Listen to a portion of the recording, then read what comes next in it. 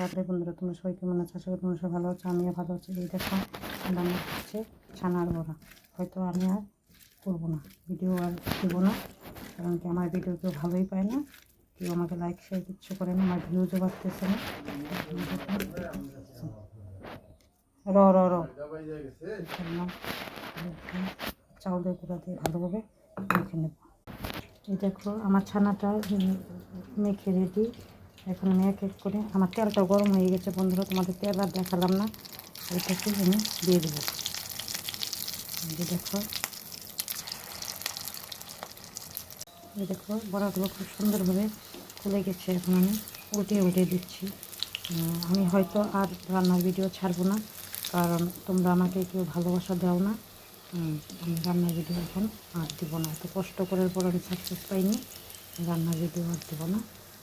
তোমাদের যে ভালো লাগে এই রেসিপিটা অবশ্যই ঘরে করে